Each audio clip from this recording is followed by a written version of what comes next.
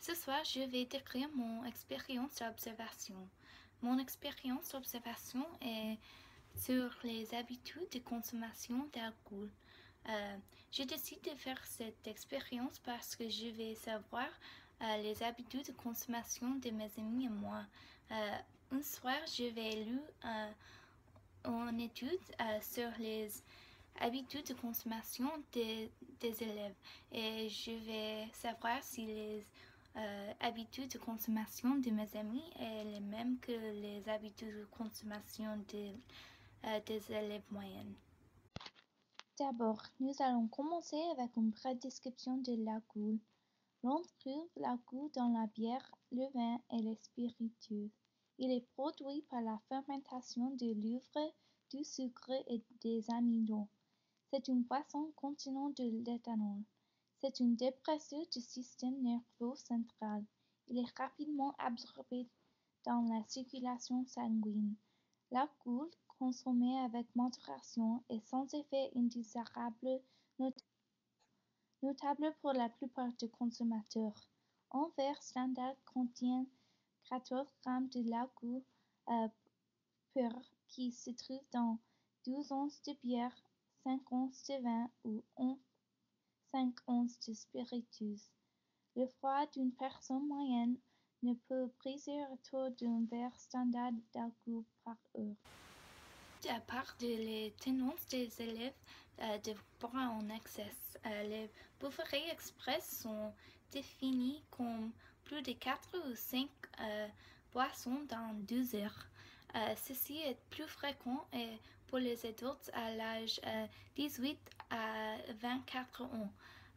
Les études montrent que la consommation d'alcool est répandue chez les hommes et les femmes. Il y a plusieurs de conséquences avec le bouffées express comme un blackout qui est une perte de mémoire.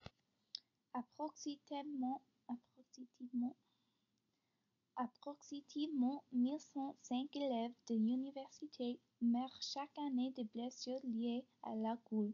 Les réflexes diminuent bien plus que chez les adultes, ce qui augmente les risques de l'accident. D'autres problèmes comprennent les accidents, la conduite en état d'ébriété, l'agression et les problèmes scolaires. La maîtrise de soi diminue plus rapidement et des comportements impulsifs et agressifs apparaissent plus facilement. Pendant les sorties, les jeunes qui boivent sont plus fréquemment victimes ou auteurs d'agressions.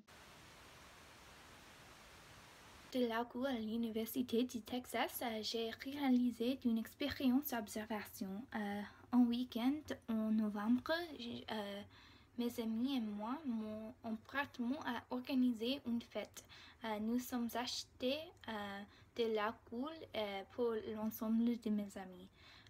Mon première expérience était de déterminer l'alcool préféré par mes amis. Il y a 3 types de l'alcool, la vodka, le whisky et la tequila. L'alcool le plus populaire est la tequila. La vodka.